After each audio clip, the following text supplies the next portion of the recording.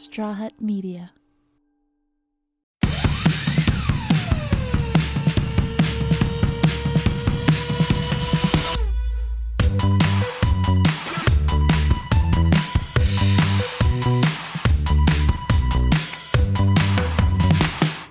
Hey Heartbreakers! Today I have Steph Ball. She is a very special guest because she's able to talk about what it's like to be a child to someone that is in the cartel and how nice it is to have a husband that supports her OnlyFans. Plus, we get into hot topics and, of course, our fan questions. So stay tuned.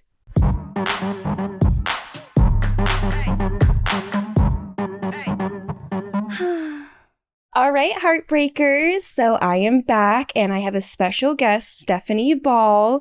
Stephanie, you were on Cartel Crew, right? I was Yeah. for 3 seasons. Oh, wow. So that's quite a bit. That's Yeah. on VH1. Yes, so it was on VH1. So basically our show's about children now grown up that had parents that were involved in the drug business, in the Okay. cartels, narcos basically. So this is just us coming together, having this bond with the trauma and going through that process of what life looks like after. Sorry, but I didn't know they had a show about the cartel. I was actually surprised because the cartel is like really serious, right? It is very serious. So- And the only reason why we get to speak about it is because my dad already did Fed time. Some of the cast members' parents are deceased.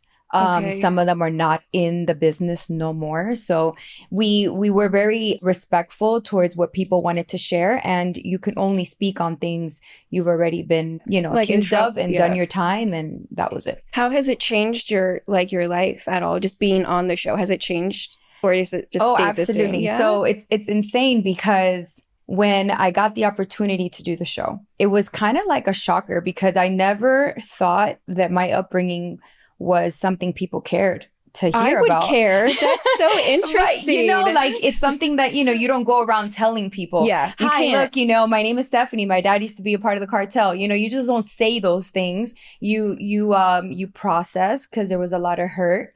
And, my dad was gone for many years of my life and my mom kind of stepped in to be mom and dad.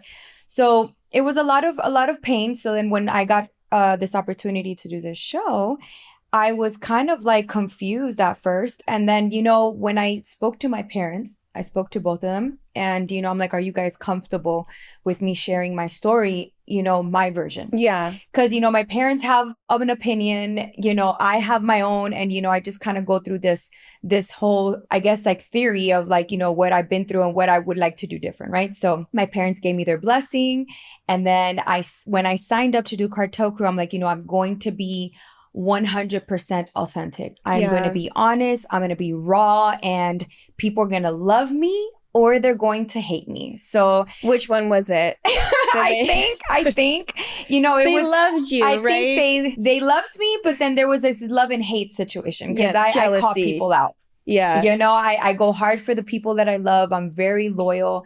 And, I was kind of like the fighter in the show, very opinionated, and some people love that and was like, she's the realest one on the show. And some people were like, she's so annoying. Why is she talking again? No, the people just say that in general. Where was it filmed? It was filmed in Miami. Okay. Because in the 80s and 90s, the cartels were alive and well in that era.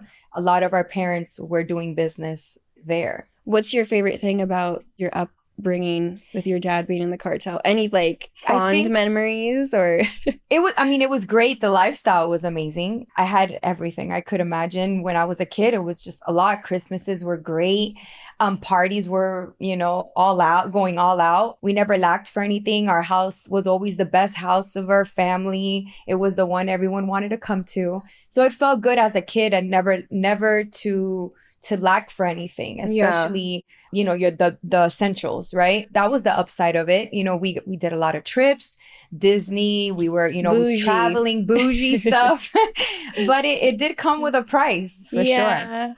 Man, I have a fetish for cartel men. I'm not even I have to I've never dated one. It sounds really bad, but I love just aggressive, just ballsy strong, men. Yeah. So that's funny that you say that because just going a little off topic, because of my upbringing, I was so scared and terrified to be with anybody that had anything to do with drugs. Yeah. So or just crime in general. Crime. It was just something I was like, oh, you do card fraud. Oh, no. Yeah. Oh, you're a dope boy. Oh, no. I just couldn't see myself repeating my story to my children. I'm I would feel like I failed. Then I met my husband, Chris, right? And he's in the cartel. No, he's not in the cartel, but he has a legal cannabis business. Okay, but that's fine. That's legal. Everybody does that now. Right. It's very profitable. Very profitable. But at first I was like, what's legal? You know, it's like, is there a gray area? How does that work? And I guess like me not knowing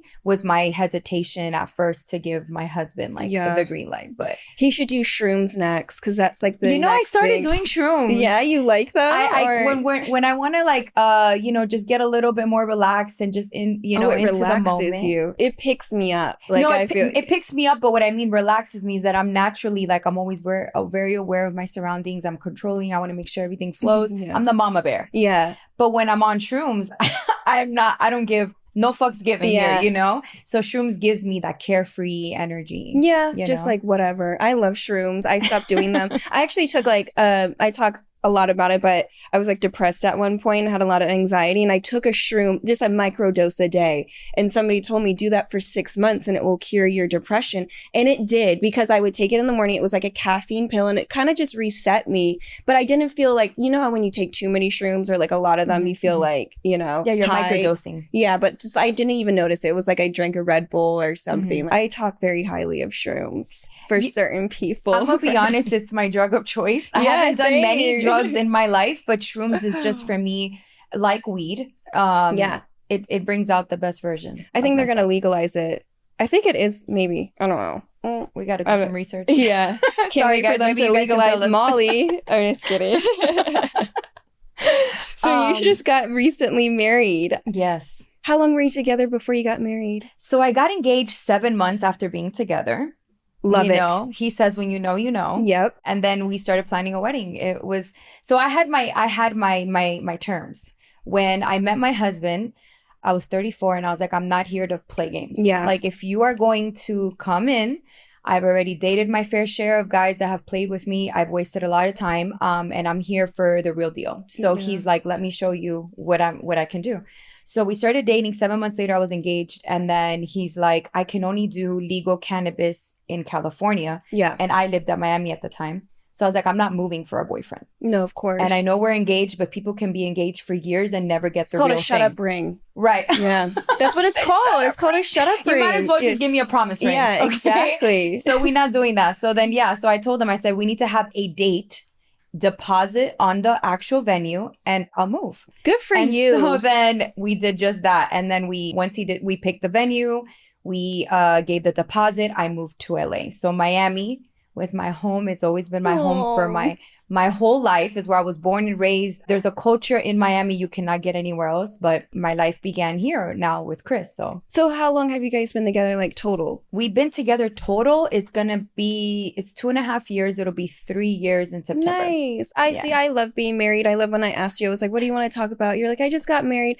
I just told someone the other day, I was like, listen, after 6 months, I need to have a ring. Like, I know that sounds crazy, and that is like a short amount of time, which it is. I need that. And like, I also like to go places and have a ring so people know that I'm just taken already. Like, I don't like explaining to men in public that I'm taken. That I'm not interested. And I like just them coming up to me, seeing that I have a ring, and then them just walking away. Right. And I love being married. I've been married 3 times. I talk a lot about it. Oh, you've been married. Yes.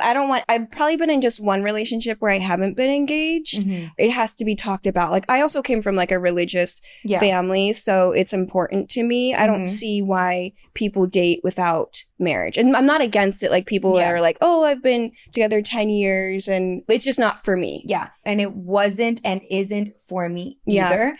I will tell you, just like you, I'm sure, and I'm not speaking for every woman. I'm only speaking for most women that I know. Yes. And us, right? I have been on both sides. I've been the girlfriend. I've been the relationship that I think we're in a relationship, but we're dating and we're sleeping together. But are you my man? I don't know. But I'm leaving after we have sex. I'm like, what's happening? Yeah. You know, like I've been in those situations, and I've been in a 7-year relationship where I was like, am I ever going to be your wife? Yeah. So I've been stuck in a lot of scenarios. And I will say, I love being married. The fact that I do not have to wonder how committed you are is a peace of mind I have never experienced until now. I wonder what it is for certain men that don't, like, they're okay with that long term. Because I asked the guy, he's like, it's for the female. Like, I'll marry someone for them because it's like a status thing for the female, and like it makes them feel like comfortable, and you know, but they say that it's not for the men. I think that men need to learn to enjoy marriage. It's a great thing. Like, you know, it's such a beautiful thing. So men, this is what my husband tells me, men naturally won't want to search for, you know, the lockdown. Yeah. Right. And I've heard men say, oh yeah, marriage doesn't matter. What does it matter? What difference does it make? But I've also heard men say, yeah, I don't really feel like I need to be faithful until I'm married. So I'm not going to be married until I'm ready to be faithful. That's why you got to lock them down 6 months. Right. Where's the ring? Exactly. We can agree with this. Marriage comes with responsibility. Absolutely. It comes with accountability. And there is a difference between being legally bonded with somebody and not. So you're not going to walk away that easy from someone you have a lot more. Well, you have to hire a lawyer. Right. It sounds a little expensive. Yeah. So then with that being said, you know, there is a second thought. How do you feel about prenups? You know, I don't like them if they're not my way, right? So if it's like the man putting me on a prenup, no. If I need to put a man on a prenup, then you're not richer than me, and that probably wouldn't work. I like prenups. You like prenups? My other marriages, or my first 3, because I'm gonna get married a 4th time. I don't care what anyone says. You're like Pamela Anderson. Yeah, she got married a bunch of times. I love her, and I was watching her documentary thing, and she was like, all you got to do is tell a guy that you would never marry them, and they'll marry you. And I used to tell people that all the time. I was like, just tell them, nah, I would never marry you. It makes them want to get married. You know, but I would sign a prenup now, only because in the past I've been married to men that I thought made more than me, and they did at the beginning. And then I'm very like hardworking, I'm very ambitious, and like I only want to increase my income. Right. And I only see that for myself. So I don't want to have to pay. Like, if I were to have a child with any of my exes, I'd be paying them child support. Oh my God. And I thought about that like the last couple of years. I was like, I want to prevent that. Like, so, you know, I think there's like a catfish for finances. Like there's a catfish for physical appearance. Yeah. I think that we should make that a thing, because I feel like men date for beauty and we date for stability. So I think like you got to be really upfront on what you bring to the table, sir, because when I get pregnant, I don't need to feel like I got to work out when I'm 9 months pregnant and wobbling because you don't got your shit together. No, of course. So where's the compromise? It's just hard when they present themselves like, no, like I've had men like, you know, they'll pull up in the Rolls Royce or whatever, and then like it's rented for the weekend. Or like seriously, stuff like that. Yeah. And like you don't really, not that like I care, because I actually genuinely don't. I'm very comfortable like taking care of myself. Actually, I take a lot of pride in that. Right. But I want someone to match that. I'm not gonna lie, only because they feel so insecure if they figure out that the female makes more. It like really like affects them, and I don't want that insecurity. That's actually a good point. I'm more of a,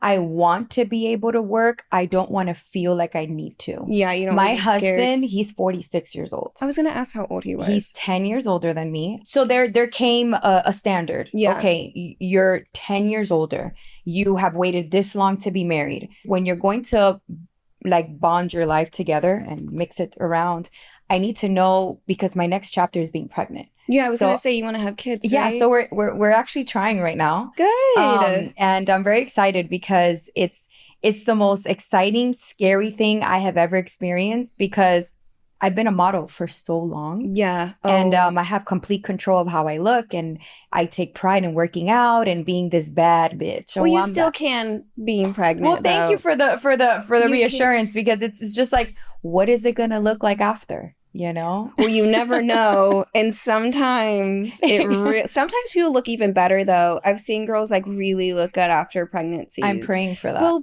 plastic surgery is always an it's a little help. It's always an option. But you can always work out while you're pregnant. I work out now, so I hope that, my pregnancy allows me to, that I'm not sick or whatever. But that's the plan, to stay as healthy That's fine as though. possible.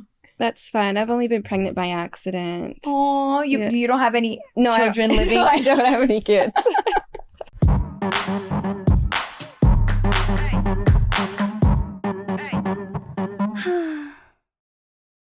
Don't change the subject, just answer the fucking question.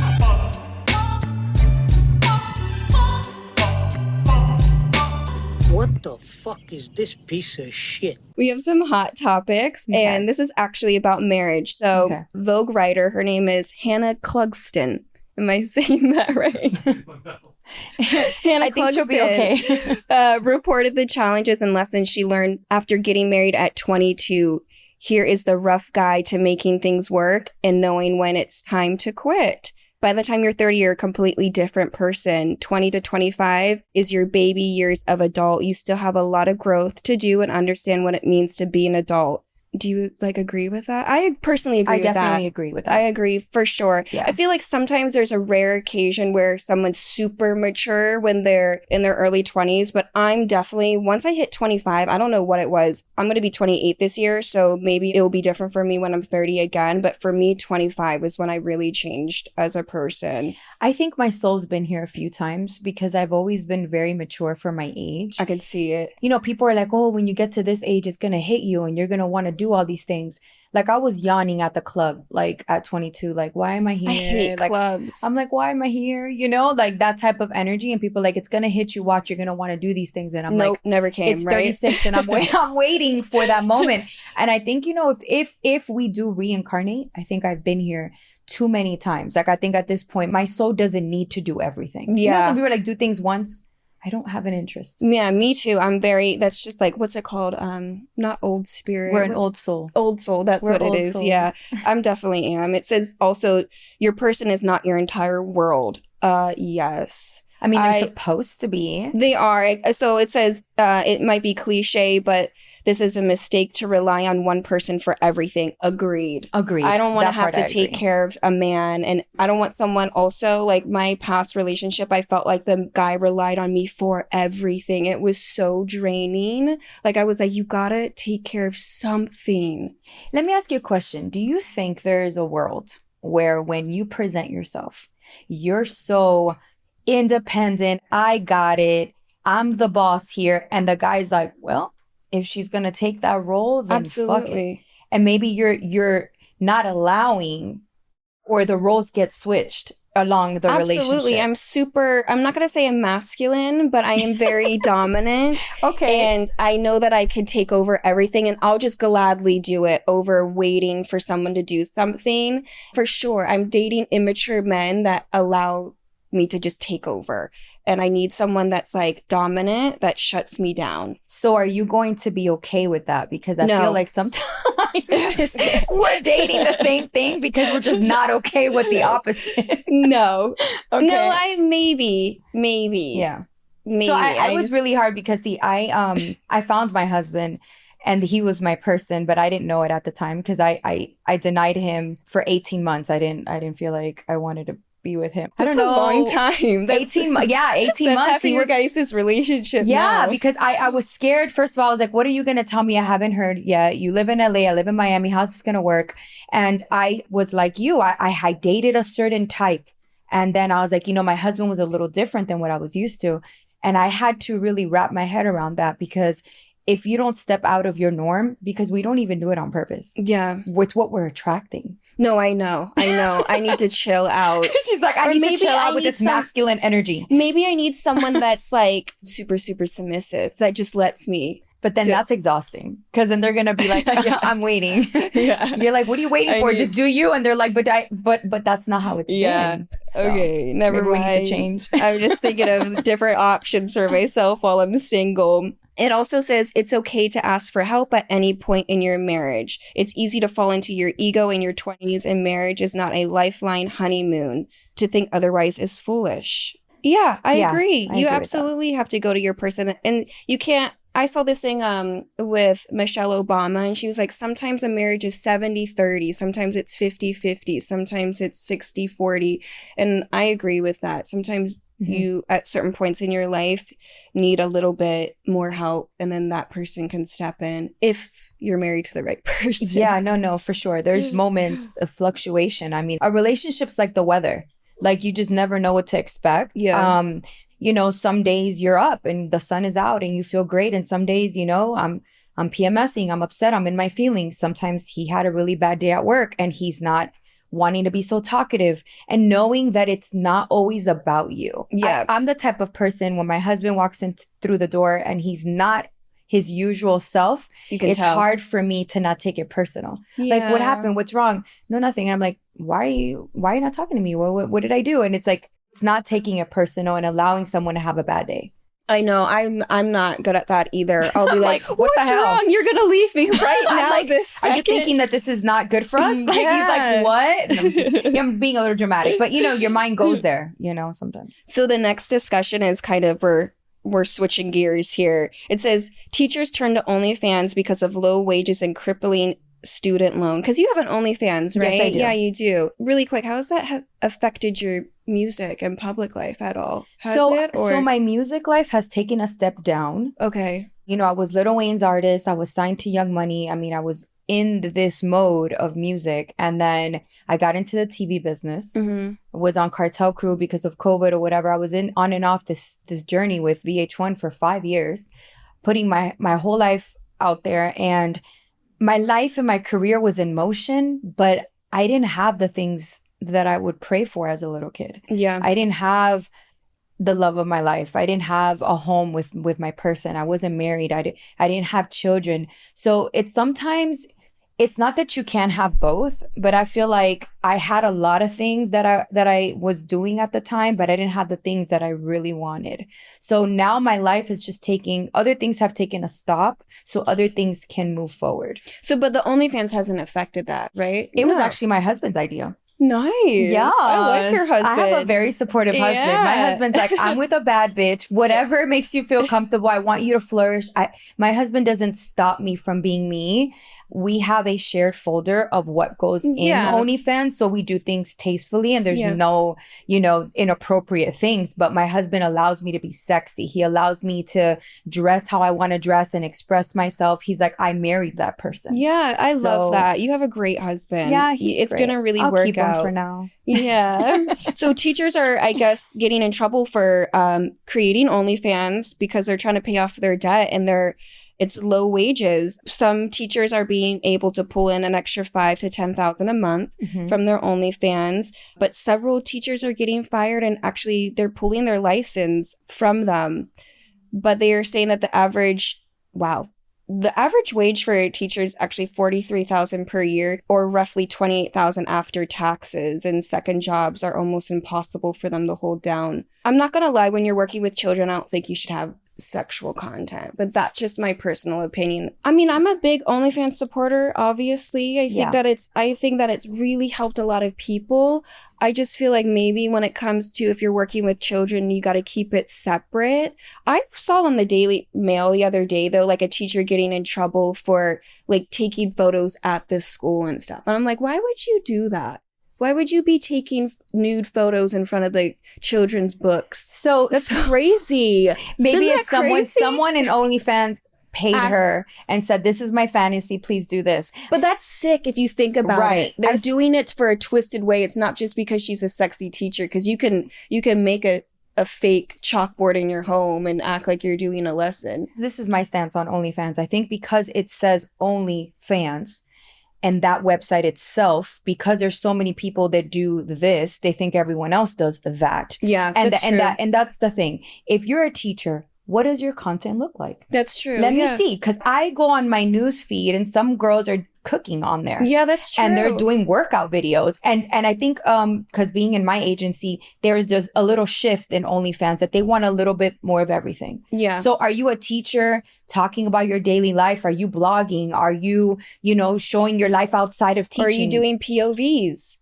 in the school bathroom? That's what I saw was going on. That's what she was doing. So those girls need to get fired. Yes. Because you're not teaching my kid and then, doing that type of stuff on your own time. Yeah. No, I would definitely not allow that. But if you're using content in a positive way and you're just being sexy and beautiful, I can't say she's doing wrong and I'm doing right. I agree. You know what I'm saying? I agree. I do other things. And I'm a wife, right? People would be like, oh, how are you a wife? And how are you respecting yourself if you have OnlyFans? See, we're putting it like on this cliche thing. So let's step outside of that. If you're a teacher, what does your content look like? I never thought about that. I just always assume people are doing straight sex scenes and, but I never thought about that too. Like even people put their podcasts up on their OnlyFans. A lot of great things. I mean, we could do a shift and we just allow the person to have a platform and see what they do. I don't think they deserve getting their license taken away. I think we need to look further. We need to be an investigation, FBI agents,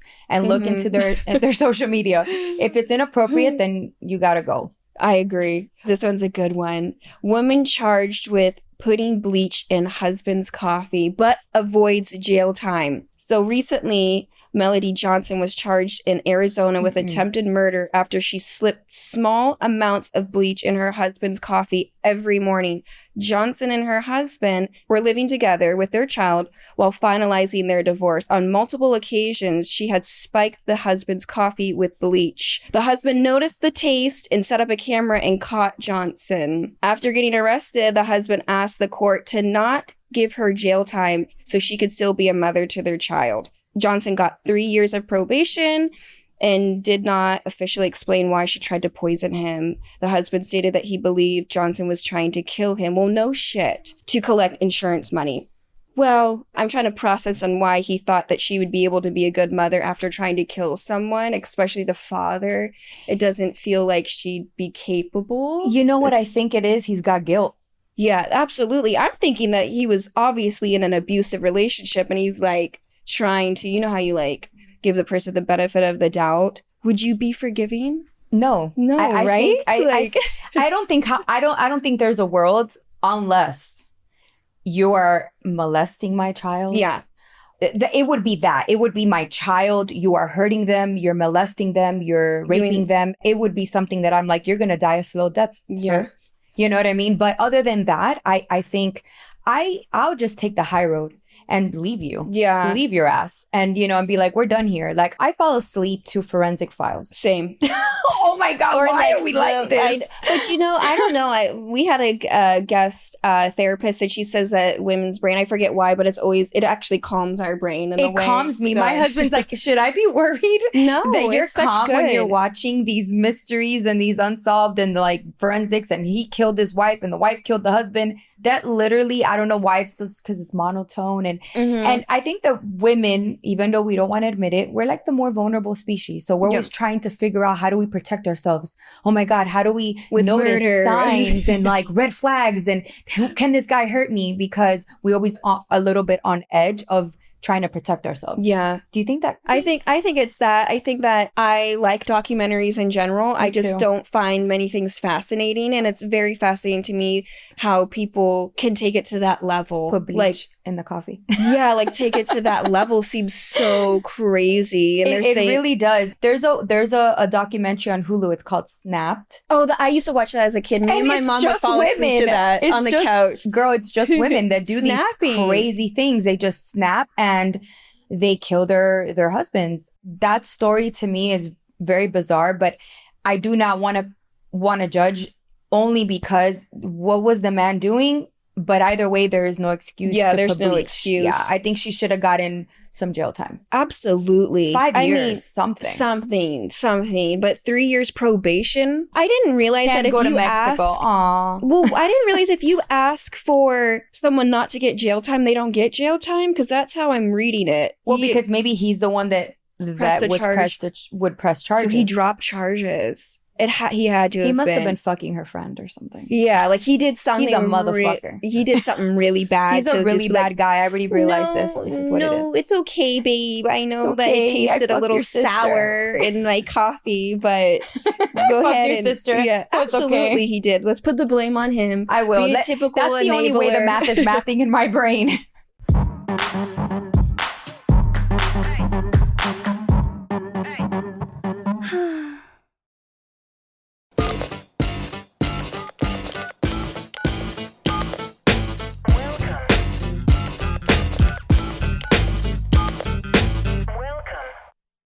Okay, so here's some fan questions. My boyfriend, 31, is obsessed with fashion and fashion shows. It's becoming concerning. I, 27 female, have noticed a concerning trend with my boyfriend. He spends close to $400 a month, mostly on credit cards for fashion for both of us.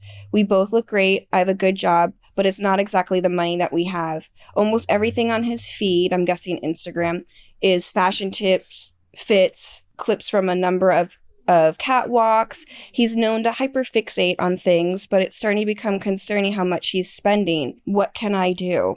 I'd love to have a boyfriend that loves fashion. Right? I feel like you always have to help them. So this is my opinion. I'm a Libra. This is the sign that That's really September, just, right? It is October. Oh, okay. For me, but September for other people. I like to have balance. Too much of one thing is bad. So if he is spending large amounts of money in one thing, there has to be other things that are suffering. I think that he's showing signs of bipolar, actually. If someone, no, I'm being serious. If someone hyperfixates on one thing, that's like signs of bipolar. So I could see how, I don't think she's actually concerned about the fashion part. I think she's concerned about the hyperfixating on things. I would like to ask her a few more questions because it's like, is he doing all the right things in all the right areas? And this is just his hobby?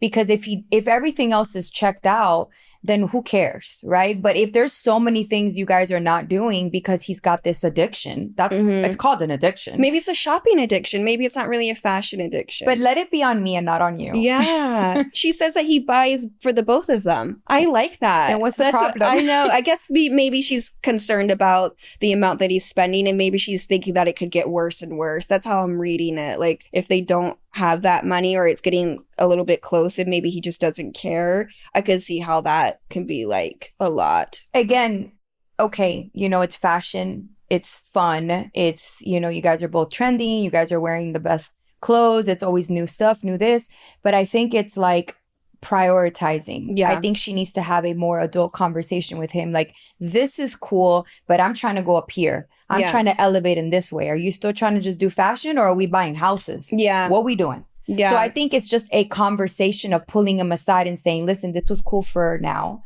It was cool for the moment. Now I'm moving on to something else. Elevation. Or open, if he loves fashion so much, open up like maybe a store or something, right? Make it profitable. Yes, exactly. Then more power to you. Do whatever you want. Okay, so make it profitable. That is our advice. Okay, the next one is, my girlfriend wants to start an OnlyFans. I think I might dump her. I don't like this already. Okay. Male 31 recently found out that my girlfriend wants to start an OnlyFans as a job, and I don't support it. She recently lost her job in tech and is struggling to find a new one. She told me last week she's thinking about making a page to make ends meet. We live together, split the costs. I have no problem picking up for the slack of the bills, but she feels like it's a handout. I don't want anyone else to see her naked. She told me that I would be the only one if she needed a guy, but I have very specific tattoos, and anyone who knows me would know it's me in her videos. I love her to death and would rather work overtime, but she seems set on doing this. What should I do? I mean, this is great for you because your husband allows you to have I shouldn't say allow, but yeah, but he does support it. I think it's the compromise. Okay, so wait, here's the compromise. She gets an OnlyFans.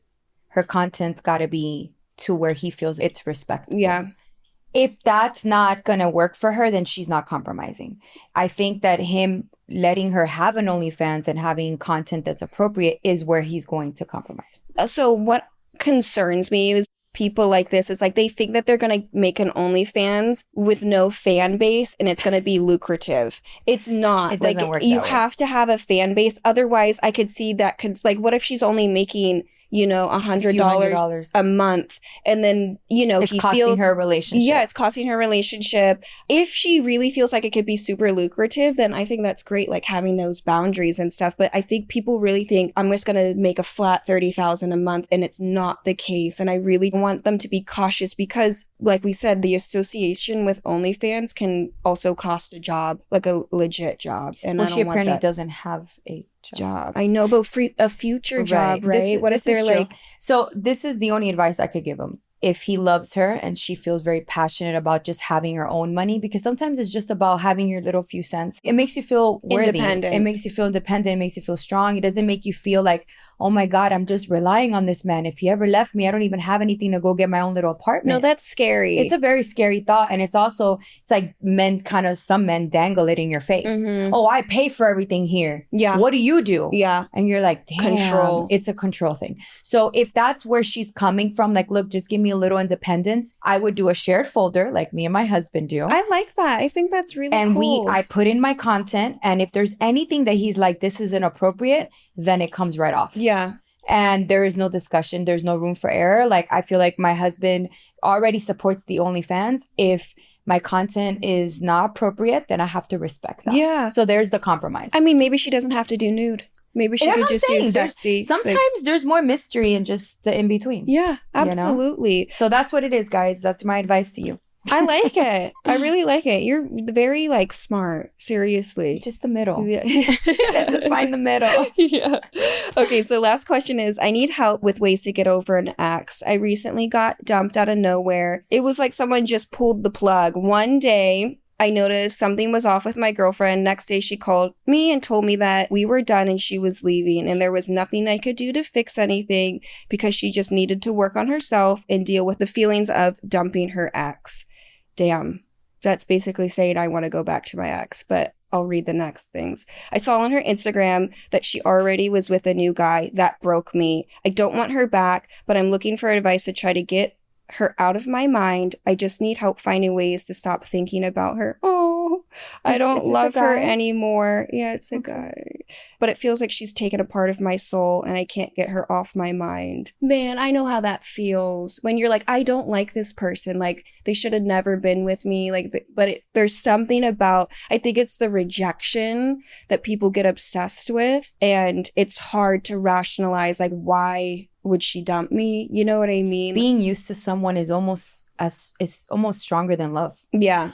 For me, I'm a routine kind of person. So when I have someone that I let into my life for a certain period of time and you take that person away because I have no choice, because of disrespect or whatever, I feel naked. I feel vulnerable. I feel I got to process. It doesn't feel right. I wake up in the mornings and I feel like someone died. Yeah, of course. So there's a pain in my heart, them. even if they're not for me. And eventually, it was for the best.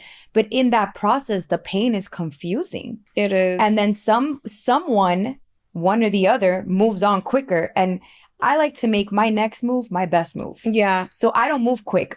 And maybe the person I'm crying or having pain for already has a new person. Yeah. I mean, that's what people typically do when they're the problem. For sure. They want to convince themselves that you're not the problem. My thing when I was like super obsessed with someone, I was like, I don't love this person, but like I couldn't stop thinking about them. I told my friends, do not say his name. Do not bring him up. Do not ask me about him. And still to this day, we don't use his name at all. That was something that helped me. Mm-hmm. And anytime I thought about him, I had to actively be like, no, I got to think about something different. Like, I like to journal a lot. I think that you could maybe journal your feelings out and burn the note, because I feel like that kind of like helps you feel like, oh, okay, now, See, I'm the opposite. Yeah. Like to talk it out. I am the one that talks it out with my friends and they talk me out of going back. Yeah. Like, do you have any idea who you are? Yeah. Do you know who you are? And I'm like, who am I? Who am I? You're that bitch. That is who you are. And maybe those conversations where I just let it out and the person is telling me, what I already know, but what I'm doubting is like my therapy. I also become the best fucking version of myself. You have to, I right? will kill it on the gram to the point where it would fucking break you in half. I love it. I'm like, you're going to see my videos and you're going to see my I'm photos. scared now. And you're going to be like, you. what did I do? I lost that. Yeah, you lost that. So I think it's doing the inner work, right? So if he's a talker, talk it out. If you are the person that needs to journal. If you want to just don't bring it up, then that works too. It all works depending on the person. It really does help working on yourself. That's something that I also did. And I was like, should I not be doing this because am I giving it too much of my energy trying to like do this like revenge? But it distracts you so much that eventually you will be over the person because you will bring in good people. Time. And also time. You have to give it time. Nobody, let me say this again. Nobody dies for nobody. Yeah. I have seen my mother. My mother was in a 23, 24 year marriage with my dad. And my dad, left my mom, in her 40s, her late 40s, and she was destroyed because she's like, I thought that me overlooking certain things was going to eventually pay off. And I've seen my mom destroyed, but I've also seen my mom lift back up, and anything is possible. Yeah. I have cried. I have suffered for men that I've thought to myself, no one understands me. Yeah. Oh, this pain is never going to go away.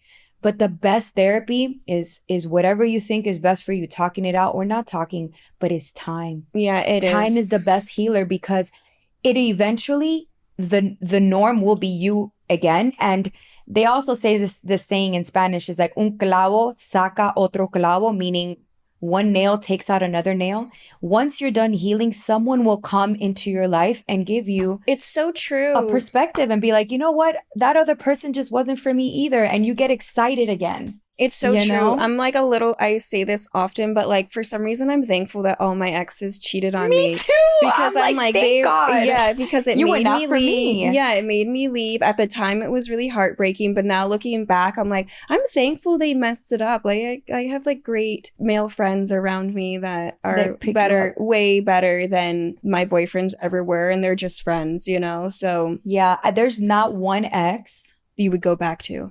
That I could ever say, like, I wish I was back with them. Yeah. I look at them now and I'm like, thank God it did not work out. I'm disgusted by I'm like, mine. why? Yeah. Oh my God, I thought it's he was embarrassing. cute. Yeah, it's embarrassing. I'm like, there's some that I'm like, just it didn't happen. Who are you talking about? that. I'm like, God damn it. I'm a little embarrassed on that one. I hate that. But you're like, he's so cute, girl, isn't he? And all your friends are like, yeah. And then after they're like, he's a frog. Nobody wanted to tell you. You want to plug anything? Your Instagram, Well, yeah. So my Instagram is Steph's_music. You guys can follow me. I'm like trying to transition into these like reels now. So have you noticed that like Instagram is just what TikTok? I know. And it's I didn't know. When did this happen?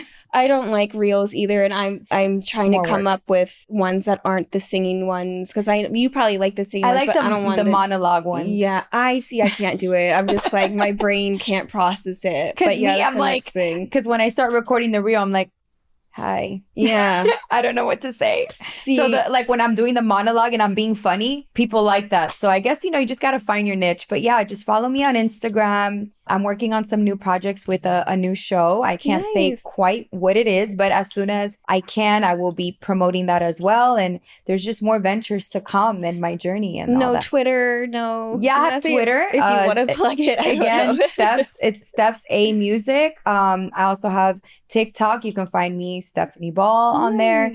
I'm really trying to feed all these social medias, but sometimes it's like life is just lifing. It's hard. And I'm in my feminine era. I'm like soft trying to girl make era, right? That's soft girl, wifey, trying to have a baby, making my house a home. It's just I think you're gonna have a boy. Thank you. I want a boy. Yeah, okay. I think you're gonna have a boy. I want anything at this point. Yeah, it will happen. It will happen when you least expect it. But it was a pleasure talking to you. Thanks. I really felt comfortable here. Is this your home? Yes, it is. It's a very, very cute home. Thank you. Thank you. But till next time. Yeah. Thank you so much. Bye, guys. Bye.